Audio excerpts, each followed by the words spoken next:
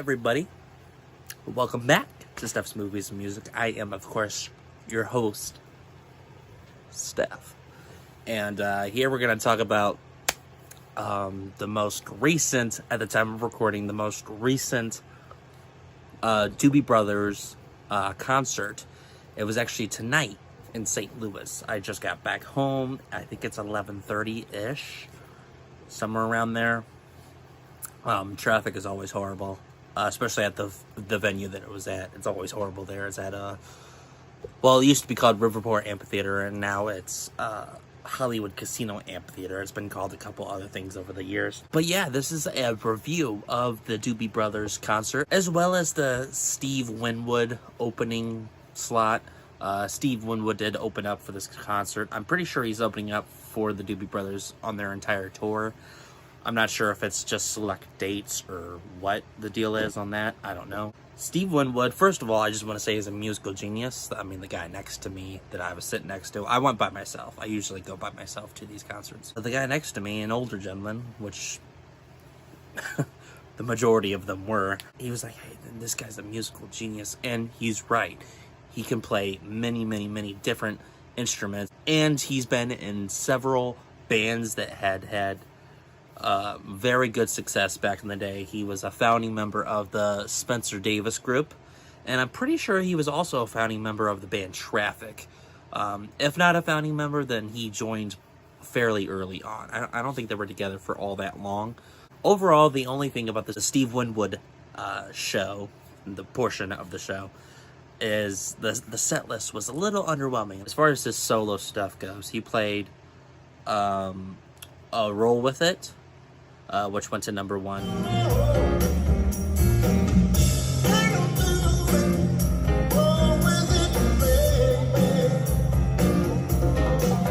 And then Back in the High Life Again, which was the title track to that album, Back in the High Life Again. And then he played Higher Love, which was on that album.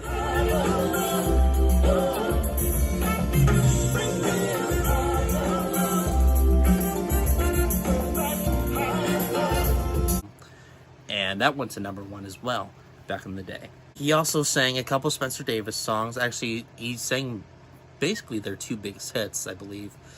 I'm a Man and Gimme Some Lovin'.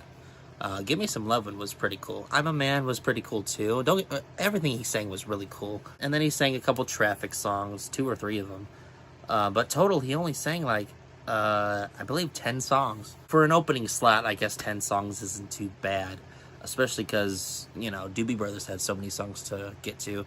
They played 20 songs, I think. So, but honestly, I feel like they probably could have gotten away with, you know, if Steve Winwood could have had maybe a dozen songs, maybe even 13. Then he could have played some more of his solo hits, because he has like 7 or 8 solo hits. A lot of them are like big, like top 10 hits, or top 15 even too. And you know, I feel like that is an important thing to put in there. If you're performing live, you really should try to play as many of your top 40 hits as you can, especially the big ones. And of course, feel free to throw some album tracks, things that weren't released as singles, things that didn't really chart on the Hot 100 or the rock chart or whatever the case may be. That's important to throw in there too, but there really should be, the majority of which I feel like there should be hits, especially if you have the hits to sing. You should sing those hits. That's all I'm trying to say. Doobie Brothers, on the other hand, did not disappoint when it came to the hits. They played China Grove, Taking It to the Street, Minute by Minute.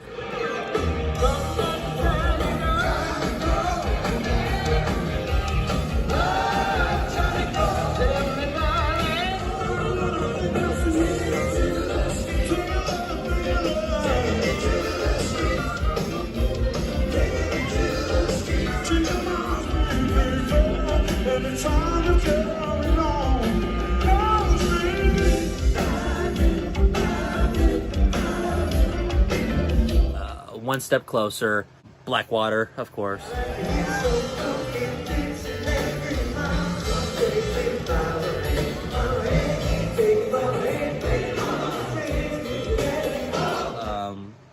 Rockin' Down the Highway, which wasn't a hit as far as Billboard goes, but it's become more of a staple of theirs. Listen to the music.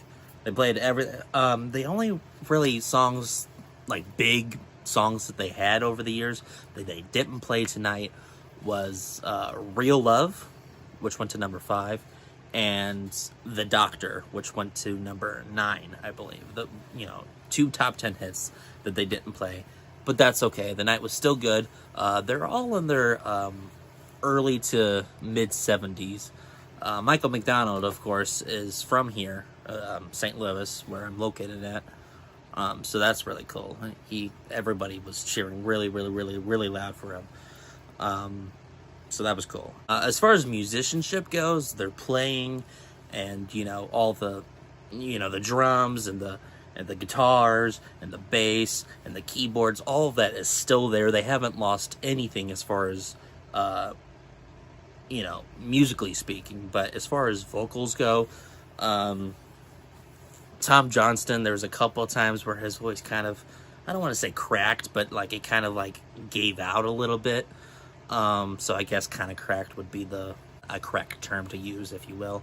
I feel like Michael McDonald probably performed the best as far as vocals go. Patrick Simmons, I believe his name is, the guy on the guitar, or well, one of the guitars. They have a couple guitarists, all of which did great as far as guitar work goes. His voice is, it shows its age. I believe Patrick Simmons is like, once again, he's like 72, 73, 74, something like that. Tom Johnston, I think, is like 75. They all look pretty good for their age, but and do they sound 75? Maybe not, but they sound 65, and that's not necessarily good either, I don't want to say they dropped the ball vocally, because overall they did really, really well. Do I recommend seeing the Doobie Brothers? If you haven't already, I think you should go see them as soon as you can. Now, if you've already seen the Doobie Brothers, especially in their peak, and you don't really know if you want to go see them again, I'd say you could probably sit it out. You probably don't need to go here. You're not going to... whatever memories you made back in the day seeing the Doobie Brothers are definitely going to outshine the ones that you would make seeing the Doobie Brothers in the present day. Just save the money. Not to say that the tickets were expensive. Prices differ from city to city, from venue to venue. I had a pretty decent seat, and I spent, after all the convenience fees and all that, taxes and all the bullshit, came up to $71.77, I want to say.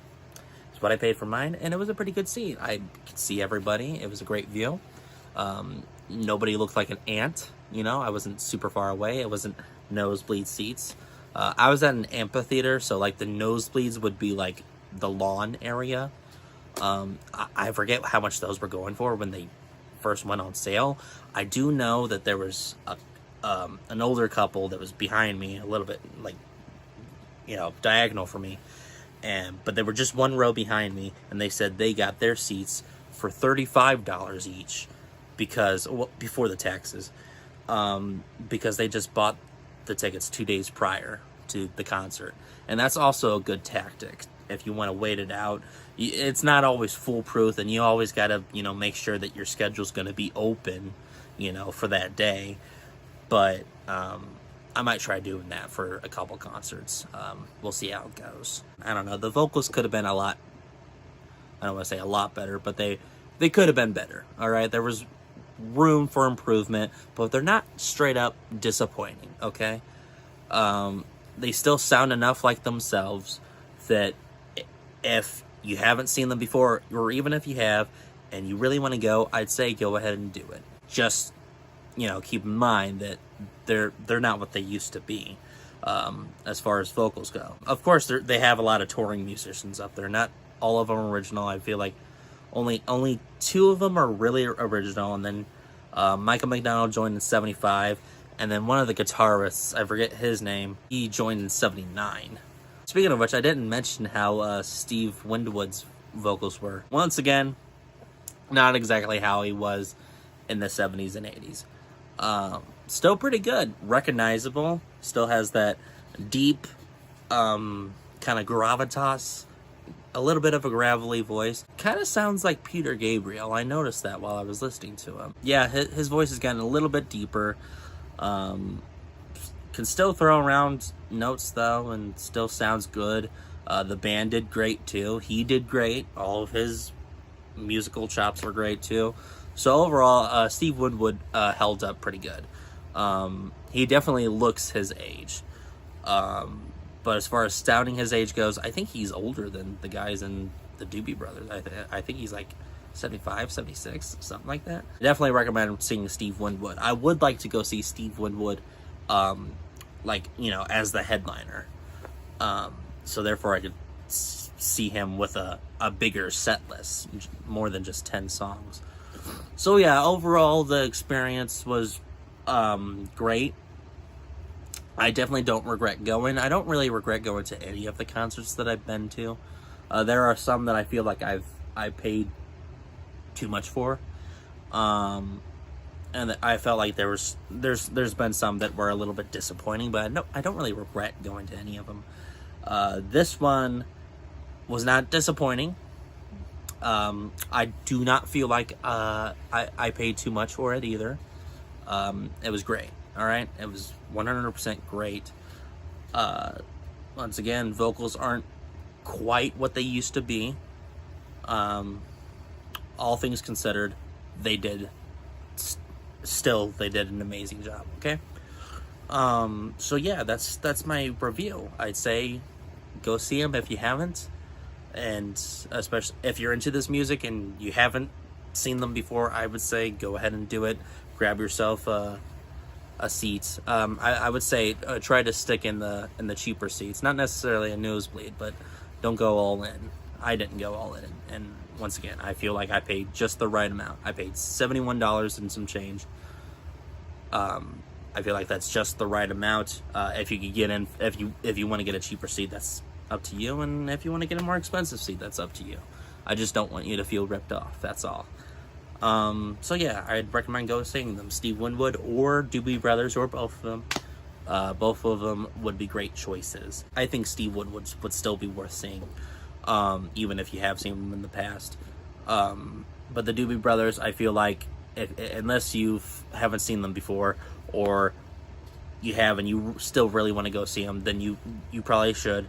But if not, honestly, I mean, it's nothing to cry over. It's nothing to lose sleep over.